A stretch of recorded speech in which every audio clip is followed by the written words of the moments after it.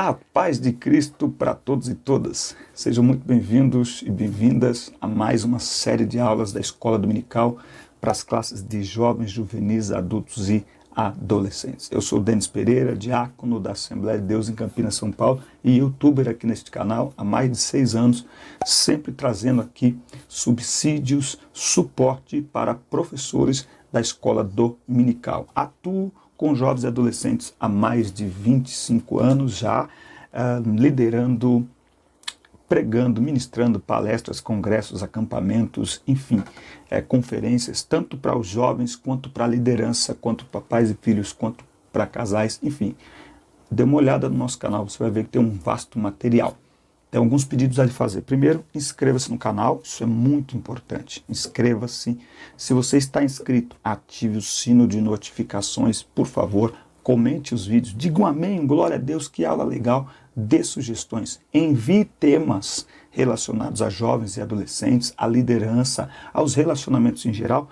Envie aí nos comentários, será um prazer gravar vídeos com você. Se você lidera algum departamento e tem uma pergunta que você gostaria de ter ela respondida por nós, faça um vídeo e mande aqui para mim no meu contato, através do WhatsApp, celularzinho deitado. Eu vou gravar um vídeo, fazer uma edição, e aí você entra fazendo a pergunta e eu com a resposta. Vai ser muito bacana, isso ajuda o canal a crescer. Na descrição dos vídeos tem o livro 10 apps para conexões abençoadas, um livro de relacionamentos. Aqui na descrição eu coloquei todos os títulos deste livro. É um livro para jovens, adolescentes, para pais e filhos, para liderança. É um livro que fala de relacionamentos consigo mesmo, com o próximo, com Deus, com a palavra, enfim. É um livro abençoado. Você adquirindo em PDF, você estará abençoando a nossa vida. Nesse tempo de quarentena, ninguém sai para trabalhar, também as igrejas estão fechadas. E há 4 anos, depois de 20 e poucos anos trabalhando com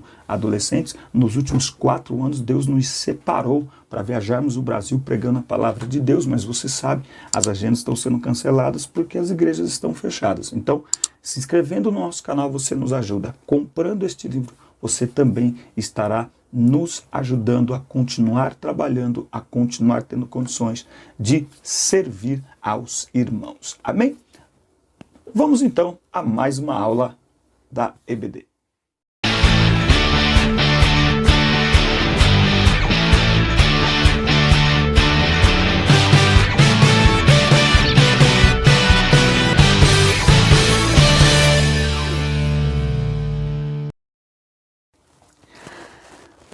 Classe de juvenis, Jesus e o reino de Deus. Estas aulas você deve lembrar de enviar para os seus alunos. Há uma ideia de que estas aulas e de que a revista de professores ela é somente para os professores. Não, gente, envia para os seus alunos, para que os alunos participem, para que os alunos aprendam também. E hoje nós vamos falar da lição 2. A lição 2 com o título Conhecendo Jesus de Nazaré.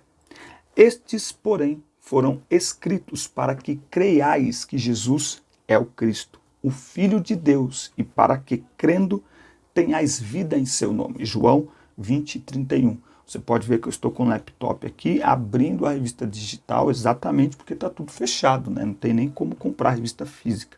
Sobre esse assunto, se você quiser ajuda, precisar, me chama aí no WhatsApp. É o 19988268480. Eu tenho 6 grupos só de professores da EBD do Brasil inteiro, onde a gente troca informações e materiais para a escola dominical. Se você quiser participar, inclusive o link para você entrar está aqui na descrição do vídeo também. Nós vamos estudar então hoje Conhecendo Jesus de Nazaré. O texto para a classe está em Marcos 1, de 1 a 8. Uma dica para essa próxima semana que eu vou usar isso, e aí na próxima aula que eu gravar eu falo o efeito para os irmãos, o que eu vou fazer? Hoje eu estou gravando essa aula no domingo, dia 5. Eu vou, amanhã na segunda, dia 6, eu vou enviar um áudio com o texto bíblico em classe. Eu vou também depois, aí à tarde, eu vou enviar um áudio com a leitura semanal, que as revistas de jovens têm, não tem? Vou enviar lá a leitura semanal, ou seja, cada dia eu vou enviar um áudio para os meus alunos com o material da IBD. Aí depois a gente entra na introdução, na terça-feira eu mando a introdução, na quarta-feira eu mando o terceiro tópico. E assim a gente vai movimentando nesse tempo para não ficarmos parados. Introdução. Quem foi Jesus de Nazaré? Porque ele se sujeitou a viver como um simples homem para salvar pecadores. Porque ele é chamado de Verbo. Como posso também ser chamado Filho de Deus? Nesta lição, refletiremos acerca dessas importantes verdades e seremos chamados a um grande desafio: compartilhar com o nosso próximo a verdade maior. Deus nos amou e enviou o seu Filho para nos salvar. Essa é a maior verdade de todas as verdades. Deus nos amou, porque Deus amou o mundo de tal maneira que deu o seu Filho unigênito para que todo aquele que nele crê não pereça, mas tenha a vida eterna. Tópico 1. Talvez você ache meio complicado e o verbo se fez carne. Vamos lá, vamos começar do começo. E o verbo se fez carne. Talvez você ache meio complicado essa ideia de verbo. No entanto, não é tão complicado assim. É só lembrar a aula de língua portuguesa. Complicou ainda mais, é simples. Verbo, segundo os dicionários, é a palavra que expressa ação. Cristo é o verbo, porque é por meio dele que tudo se fez. João 1 e 3. No princípio era o verbo era Deus, e o verbo estava com Deus. Todas as coisas foram feitas por ele, e sem ele, nada do que foi feito se fez. Então Jesus é o verbo porque ele é aquele que faz todas as coisas, né? Ele é aquele que age em todas as coisas. Lá no Gênesis estavam presentes o Deus Pai, o Deus Filho e o Deus Espírito Santo. A Santíssima Trindade pode ser encontrada em toda a extensão dos textos bíblicos de Gênesis até o Apocalipse. Jesus é o verbo porque ele estava exercendo ativamente uma atividade durante todo o tempo, desde a criação dos céus e da terra, até o dia de hoje, quando você lê esta lição. Então, Jesus é o Criador, portanto, de todas as coisas. Jesus é o poder de Deus em ação. Deus fala, Jesus cria. Deus fala, Jesus faz. E por que o verbo se fez carne? Simples, ele te ama tanto que veio ao mundo para que todos nós pudéssemos ser salvos. Ele precisou se fazer carne e nascer pequenininho lá em Belém. Eu gosto de um texto de Hebreus muito interessante, quando ele está falando sobre tudo aquilo que Jesus fez, e eu acho maravilhoso porque é muito importante e interessante o fato de Jesus, a obra de salvação, sem Jesus tornar-se carne, ela não seria completa. Não tem como falar de salvação sem falar da encarnação do Verbo, sem falar de que Jesus, o Criador, se tornou como um de nós, ou por que não dizer que ele se tornou um de nós? Olha o que a Bíblia diz em Hebreus, que responde bem essa pergunta da lição. Por que que Jesus teve que se tornar carne? Olha o que diz Hebreus 4,15. Pois não temos um sumo sacerdote que não seja capaz de compadecer-se das nossas fraquezas, mas temos o sacerdote supremo, aqui eu estou vendo a King James atualizada, então seria o sumo sacerdote, que a nossa semelhança foi tentado de todas as formas, porém sem pecado algum. Então, o sacerdote no Antigo Testamento, ele era um homem como nós, mas que também tinha pecado e que, portanto, precisava pedir perdão pelos próprios pecados. Jesus não tinha pecado nenhum, porém, foi tentado em todas as coisas. Sacerdote é aquele que intercede. É por isso que Romanos capítulo 8, tem Bíblia aí? Já pegou o bloquinho de notas? Já pegou o caderninho para fazer as anotações? É por isso que Romanos 8, capítulo 34, diz assim: quem os condenará? Foi Cristo quem morreu e ressuscitou dentre os mortos e está à direita de Deus e também intercede a nosso favor.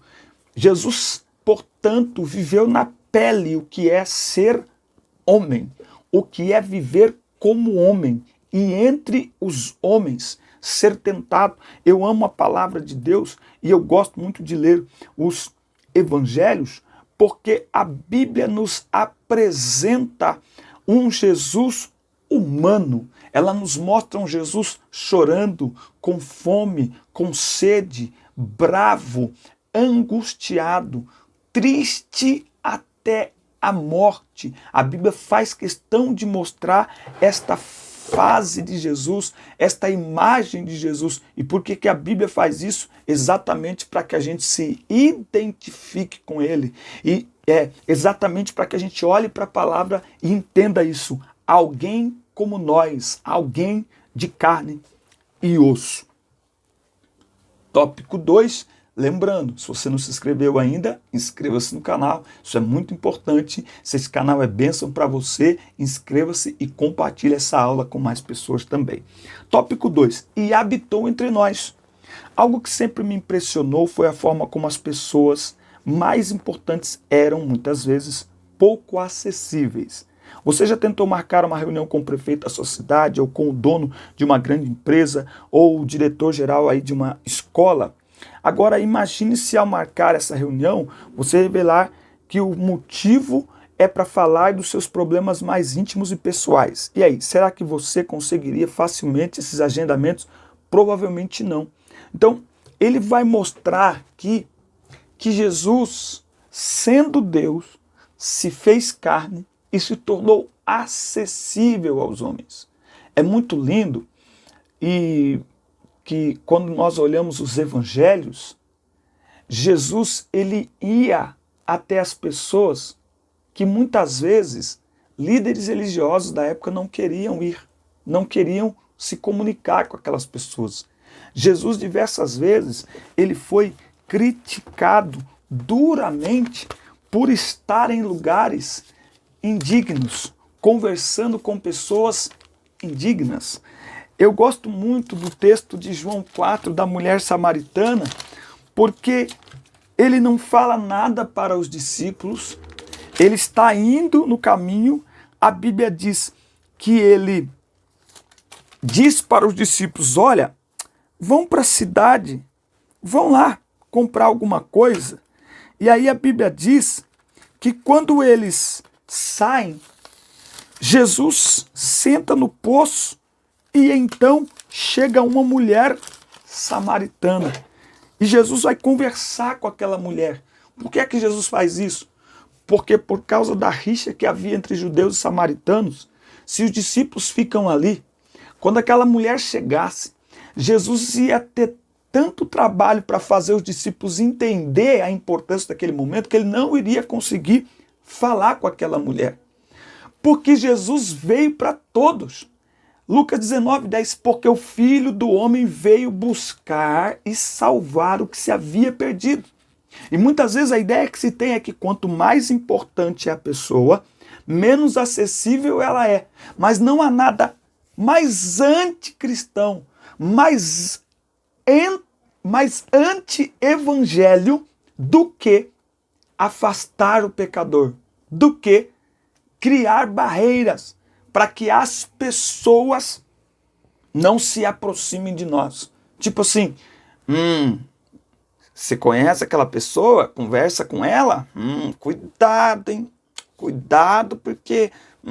Gente, o pecador precisa de luz. Se nós somos a luz, se a luz que está em nós é luz de fato, não é trevas, não é a pessoa, não é o pecador que vai nos influenciar com o pecado dele. é a nossa vida com Deus, é a nossa santidade que vai fluir através de nós e que vai brilhar sobre a vida dele e que vai influenciar a vida dele. Olha o que Jesus falou aqui em Lucas capítulo 5, quando ele vai para um banquete, Levi está cobrando impostos, ele passa e diz, vem e segue-me. Levi ficou tão feliz que fez um banquete na casa dele e chamou todos os seus amigos publicanos e convidou Jesus. Os fariseus e os escribas reclamaram dos discípulos de Jesus e falaram assim, porque comeis e bebeis com os publicanos e pecadores? Jesus respondeu, os que têm saúde não precisam de médico, mas sim os enfermos. Eu não vim para convocar os justos, mas sim para chamar os pecadores ao arrependimento. Jesus habitou entre nós, Jesus viveu entre nós. Toda a vida de Jesus foi para alcançar pessoas. Eu tenho um lema comigo que eu repito sempre, igreja é gente cuidando de gente. Sabe aquela pessoa? Olha só, gente, nós estamos num período de quarentena agora. Você já parou para pensar como é que estão aquelas pessoas afastadas da igreja, desviadas da igreja, disciplinadas da igreja? Para pensar, só para pensar, tá bom? Como que está aquele jovem que foi disciplinado? Porque ele pecou, ele foi colocado de lado. Me desculpe, mas eu tenho uma opinião sobre isso. Quando nós excluímos ou isolamos alguém por causa de um pecado, nós estamos dizendo que todo o restante não tem pecado.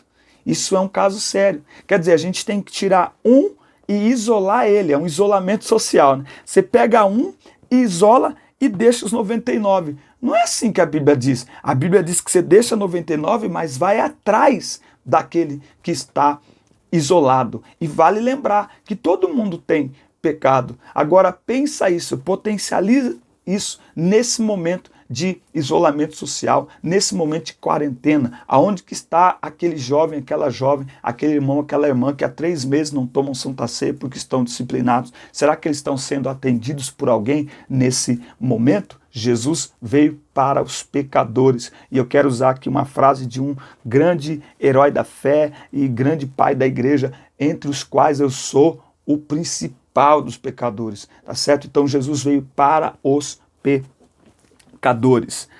Tópico 3, Jesus, o Filho de Deus. Talvez você pergunte assim para mim, então pode deixar fazendo o que quiser dentro da igreja? Igreja é hospital, igreja é lugar de tratamento. Vem fazendo o que quiser e vai sendo tratado pela palavra. Não é a palavra que liberta? Então é só pregar a palavra, ensinar a palavra. Mas lembra, lá em Atos 19, Paulo ficou 3 meses ensinando na sinagoga até aparecer alguns frutos, até começar a acontecer alguma coisa. Então a libertação, a transformação de vida é gradual, é um processo, não é do dia para a noite. Nós precisamos ter paciência. Filipenses 1:6, aquele que em vós começou a boa obra aperfeiçoará até o dia do Senhor. Ei, nós estamos em construção, em reforma, em restauração do início da nossa conversão até o arrebatamento. Então é preciso tratar, é preciso cuidar. Jesus, o Filho de Deus. O Evangelho de João apresenta Jesus como o Filho de Deus que foi manifestado ao mundo para cumprir na cruz o plano de salvação da humanidade. No Evangelho de João, Jesus nos faz declarações maravilhosas acerca de quem ele é. Esses dias eu ministrando, eu disse, por que é que eu tenho certeza que na igreja é o melhor lugar para nós estarmos, que servir a Deus é a melhor coisa do mundo? Por causa disso aqui, ele é o pão da vida, ou seja, ele alimenta a minha alma. Muitos estão procurando muitas outras coisas, na pornografia, no pecado, na imoralidade, na mentira, na fofoca, na inveja, enfim, preencher na sua alma, alimentar a sua alma, mas não tem como. O único alimento que de fato sacia a fome da nossa alma é Jesus. Ele é o pão da vida, ele é a luz do mundo. Não tem como ficar em trevas, em escuridão. Quem tem Jesus como Senhor da sua vida, ele é a porta das ovelhas. Ele é o bom pastor, ele é a ressurreição e a vida, ele é o caminho, a verdade e a vida. Ele é a videira verdadeira. Jesus é tudo aquilo que nós precisamos. Jesus, ele é apresentado por João também como o único meio de salvação para o ser humano, pois ele é o Filho de Deus que morreu pelos nossos pecados. E sabe por que Cristo morreu em nosso lugar? Porque Deus ama você de uma forma totalmente inimaginável. E dessa forma deu o seu Filho para que você, crendo, tenha vida eterna. Jesus, o Filho de Deus. Jesus, o nosso Salvador. Jesus, aquele que morreu em nosso lugar.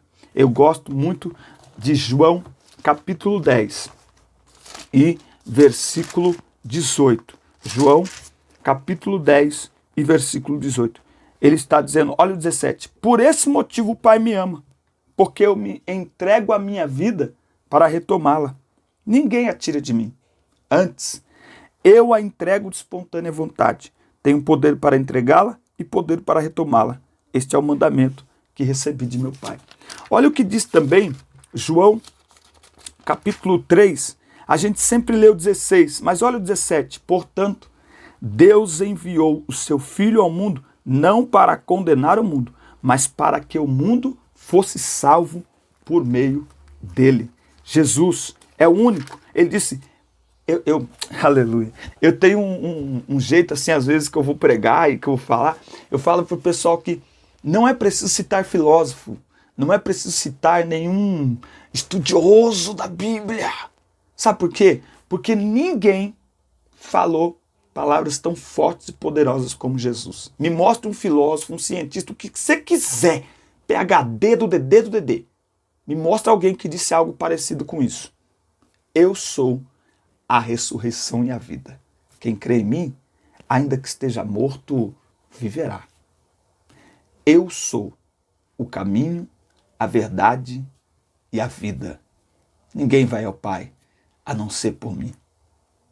Vinde a mim, todos os que estáis cansados e oprimidos, e eu vos aliviarei.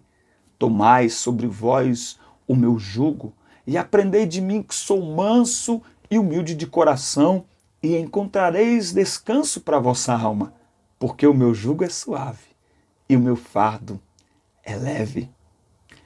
Quem tem sede, vem a mim e beba. Ah, gente, só Jesus falou isso. Isso é poderoso demais.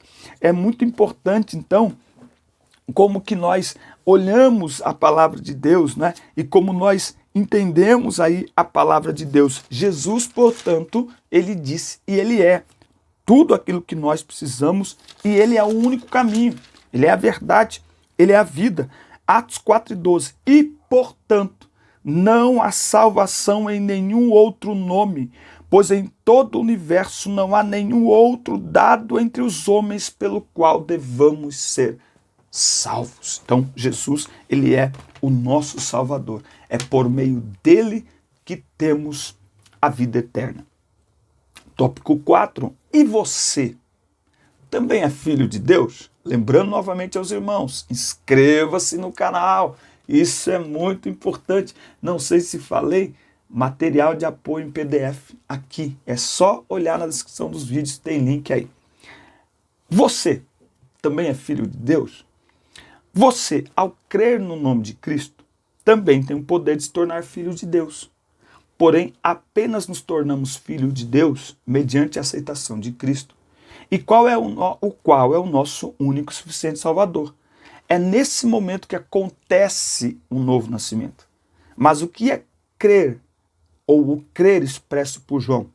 É um ato continuado, onde vivemos uma dedicação amorosa e abnegada que continuamente nos aproxima do nosso Senhor e Salvador. Então, é preciso, portanto, nascer de novo. É preciso reconhecer e aceitar ou se converter a Jesus Cristo como Senhor e Salvador da sua vida. Como saber se eu sou filho de Deus? Esta é uma pergunta que está no nosso coração e que gera muitas dúvidas. Como saber se eu sou filho de Deus? Romanos, capítulo 8, versículo 5. Os que vivem segundo a carne têm a mente voltada para as vontades da natureza carnal, entretanto, os que vivem de acordo com o Espírito têm a mente orientada para satisfazer o que o Espírito deseja. Pois o modo de pensar da carne é morte, mas a mentalidade do espírito é vida e paz. Porque a mentalidade da carne é inimizade de Deus, contra Deus, porque não submete à lei de Deus, nem consegue fazê-lo. Os que vivem na carne não podem agradar a Deus.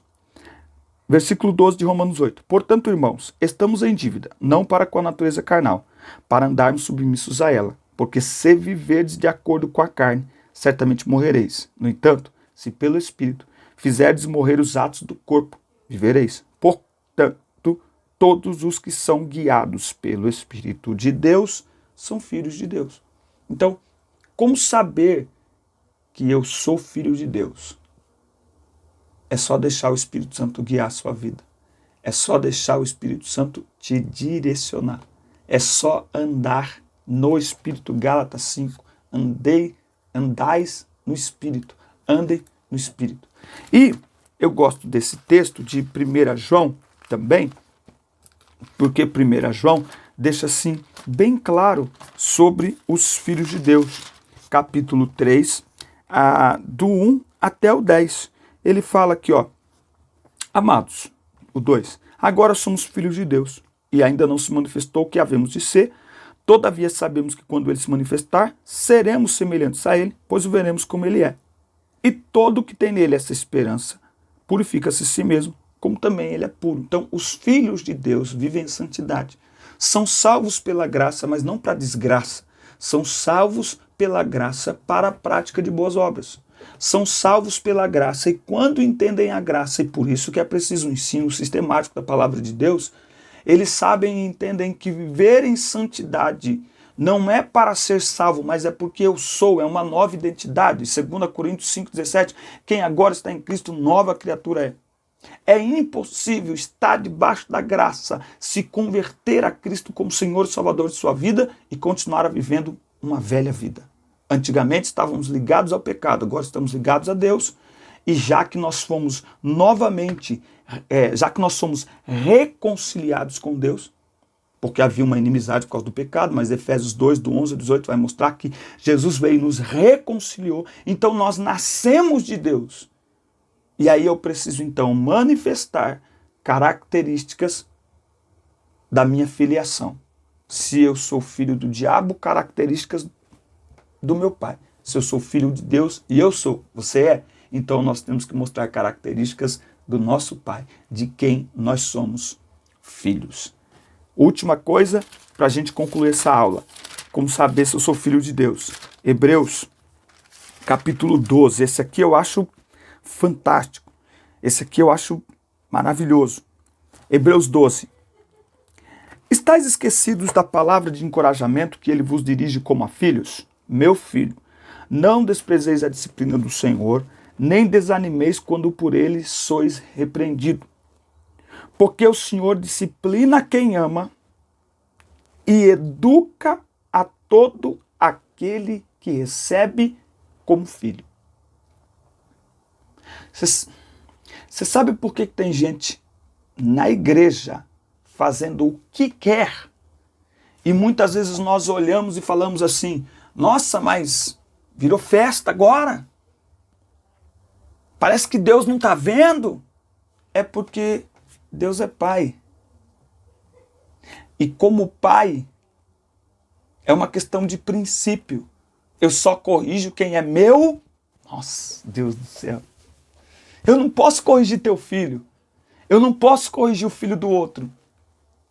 Então, a pessoa que mesmo estando na igreja, ela faz o que quer, ela vive uma velha vida. Ela não se compromete com Deus. E parece que Deus não a corrige. E por que muitas vezes nós que queremos viver e que buscamos viver uma vida séria diante do Senhor, somos corrigidos? Quantas vezes a gente fala, Senhor, está doendo, porque somos filho. Porque Ele só corrige quem é filho. Quem não é, faz o que você quiser. Mas quem é filho é corrigido pelo Senhor. Eu entendi isso aqui, eu achei fantástico, maravilhoso. Olha o que ele fala, suportai as dificuldades, aceitando-as como disciplina. Deus vos trata como filhos. Ora, qual filho que não passa pela correção do pai? Mas se estáis sem orientação, da qual todos têm se tornado participantes, então não sois filhos legítimos, sois bastardos. Isso aqui é para a gente pensar. Se eu estou fazendo tudo o que eu quero e não sinto e não vejo correção do Senhor, opa, peraí, tem algo errado. Por quê? Porque pai corrige o filho, mas só corrige quem é filho. Se está sem correção, pode estar na casa do pai, pode estar fazendo atividades para o pai, mas não é filho. Se não é filho, não posso corrigir. É um princípio. É uma questão de educação. Tem a ver com caráter. Eu não posso corrigir quem não é meu filho. Eu posso olhar, ficar indignado. Como é que pode? Eu não posso corrigir. Ninguém aceita que se corrija o seu filho, senão você mesmo. E esse princípio está onde? Na palavra. Deus corrige a todo que recebe como filho. Quer saber se você é filho de Deus? É simples. Se você está fazendo arte e está sendo corrigido, você é filho. Ele não desistiu de você, pode estar em que situação tiver, ele está cuidando de você.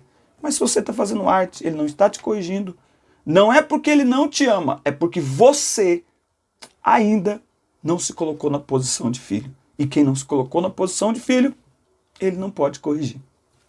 Deus te abençoe, forte abraço, fica na paz, assista curta, compartilhe, inscreva-se no canal, manda para todo mundo esta aula e até o próximo vídeo. Deus te abençoe.